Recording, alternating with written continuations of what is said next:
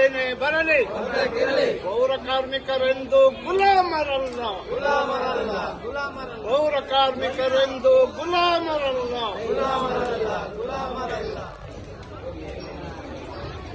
ಇಡೀ ಕರ್ನಾಟಕ ರಾಜ್ಯದಲ್ಲಿ ಪೌರ ಕಾರ್ಮಿಕರು ತಮ್ಮ ಹಕ್ಕುಗಳಿಗೋಸ್ಕರ ರಾಜ್ಯಾದ್ಯಂತ ಹೋರಾಟ ಮಾಡಿಸ್ತಾ ಇದ್ದಾರೆ. ಕೆಲಸ ಸ್ಥಗಿತ ಮಾಡಿ ಅವರ ಮುಖ್ಯ ಬೇಡಿಕೆಗಳು ಏನಪ್ಪಾ ಅಂತ ಹೇಳಿದ್ರೆ, ಪೌರ ಕಾರ್ಮಿಕರ ಒಂದು ಸರ್ಕಾರಿ ನೌಕರರು ಅಂತ ಹೇಳ್ಬಿಟ್ಟು ಪರಿಗಣಿಸಬೇಕು ಮತ್ತು KGID ಜ್ಯೋತಿ ಸಂಜೀವಿನಿ ಇವನ್ನ ಜಾರಿ ಮಾಡಬೇಕು.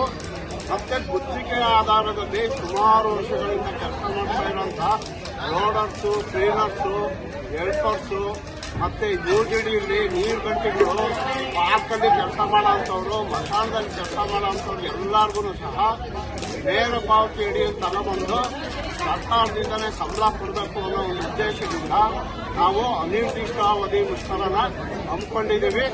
ನಾನು ಹಾಸನ ಜಿಲ್ಲಾ CITU ಮುಖಂಡನಾಗಿ ಈ ಹೋರಾಟಕ್ಕೆ ಬೆಂಬಲ ವ್ಯಕ್ತಪಡಿಸ್ತಾ ಇದ್ದೀನಿ. ಈ ಹೋರಾಟ ಯಶಸ್ವಿಯಾಗಲಿ. ಅವ್ರಿಗೆ ಯಾವಾಗಲೂ ನಾವು CITU ಇಂದ ಬೆಂಬಲ ಕೊಟ್ಟೇ ಕೊಡ್ತೀವಿ ಅಂತೇಳಿ ಈ ಮೂಲಕ ತಿಳಿಸ್ತಾ ಇದ್ದೀವಿ.